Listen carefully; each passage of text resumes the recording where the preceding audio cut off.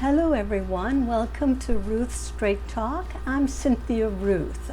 If you are considering a virtual school program for your child this school year, this is the video for you. In this video, I will share with you the 5 top positives and negatives of virtual schools. Keep in mind that virtual schools can be full-time or part-time. This video will consider full-time programs, which means that the student must take 4 core subjects and 2 electives each semester. If this video is for you, let's get right to it. The first positive is that virtual school programs are cheaper than homeschool programs because the school district provides all of the materials needed for the curriculum. Many school districts will also provide laptops and printers for their school-aged children, and Comcast currently has a program for low-income families that will allow you to purchase internet for as low as $9.99 per month. Check with your school district to see what equipment they will provide for you. The second positive is that your child is able to work from home. However, this means that the parent must be very involved in the child's education to ensure that the child is on task and to help with technological issues. The younger the child, the more assistance that child will need. The good thing, however, is that there is a state-certified teacher available to assist with situations that the parent is unable to handle. The third positive is that real-time online lessons helps the students to bond with their teachers. Also, interactive lessons allow the children to see the entire classroom and interact with their classmates, providing a sense of community. One-on-one video conferences allow parents and teachers to stay in touch with each other. The fourth positive of virtual schools is the convenience and flexibility. Although there are in-person class times that should be met, most of these sessions are recorded and the student can look at them later on. However, it is critical that all assignment deadlines be met on time. The fifth positive is that the virtual school program day is a lot shorter than a brick-and-mortar school. Plus, the students don't have to wait an hour on the bus to go and another hour to come back. The homework situation is also much less than in the standard public schools. So there you have it, the 5 positives of virtual schools. So let's look at the negatives.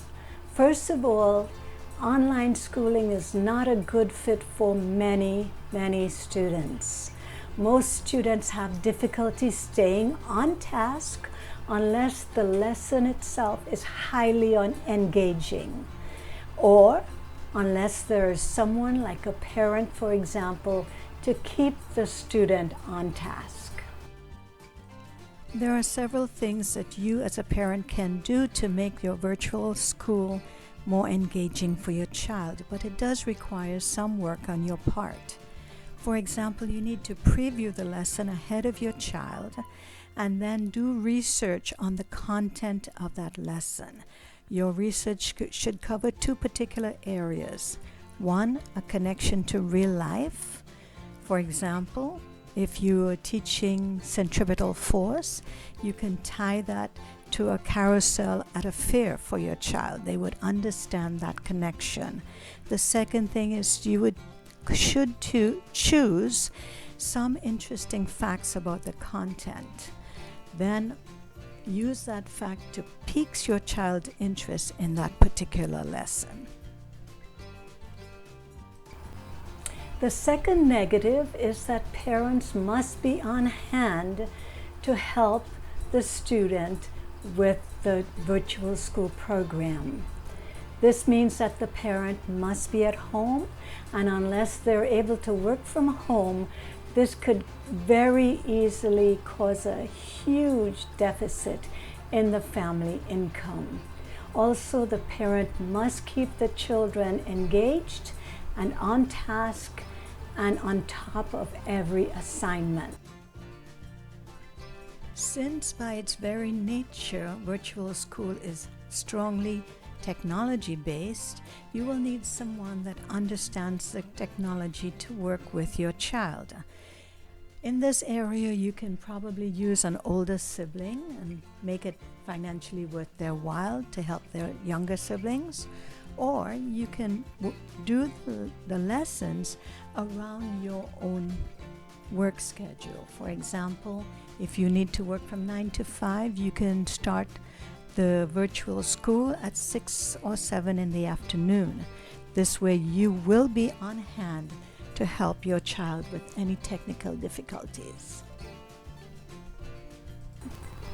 The third way in which virtual schools are lacking is there is a lag in communications. For example, students do not get an immediate answer from their teachers when they have a question. Also, the students will receive grades but are unable to see their work, to understand what they missed and what they need to improve on.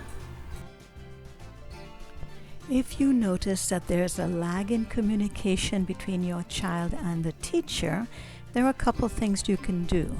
First of all, make sure that the child does the lessons ahead of time, giving time to resend it if necessary or get feedback from the teacher.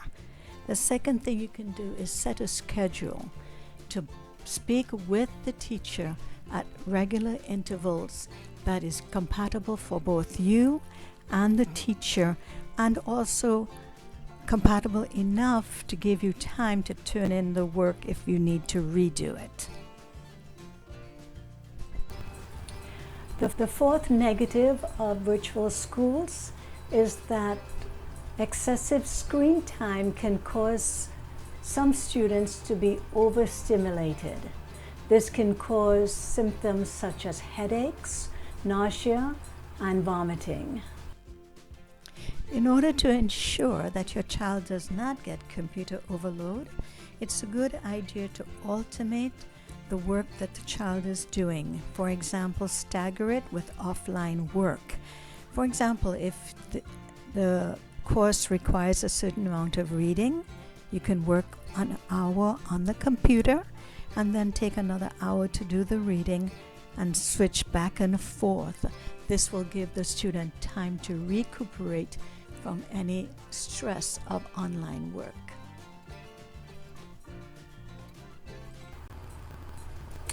The fifth negative of virtual school programs is miscommunications.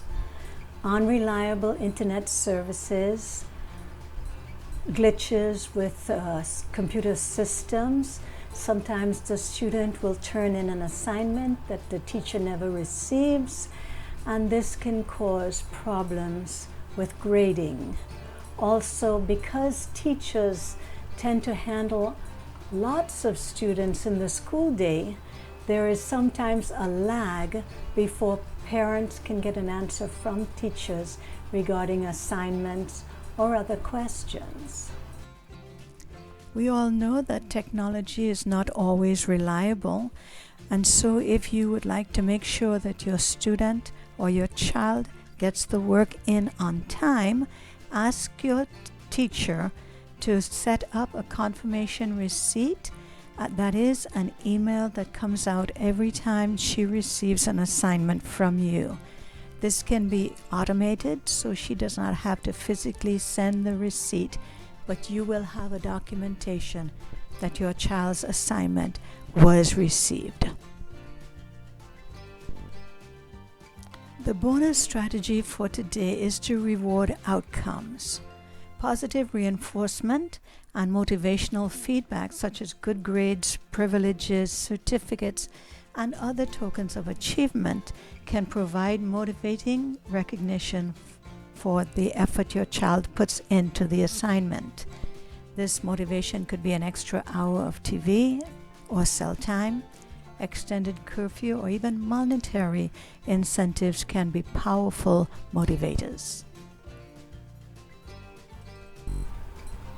In addition to the situations discussed in this video so far, there are certain questions every parent should ask before signing up for a virtual school program.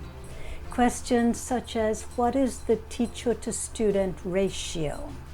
Or, how will your child's work be graded?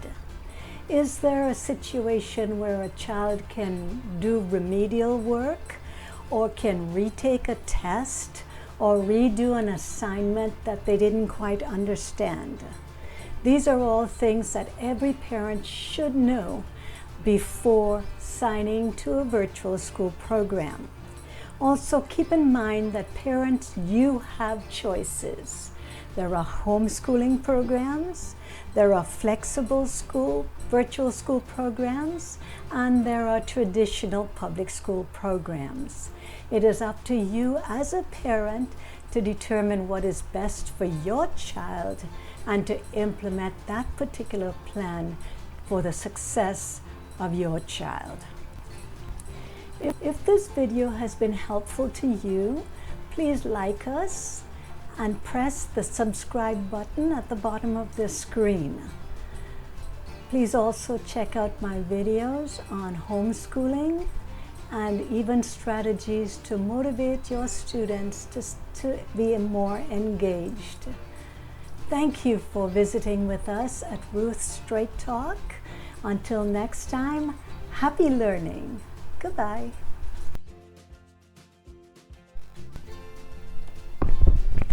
If you enjoyed this video, here are some other videos that you might enjoy. If none of these videos catch your fancy, please leave me a message below and let me know what topics you would like me to research for you.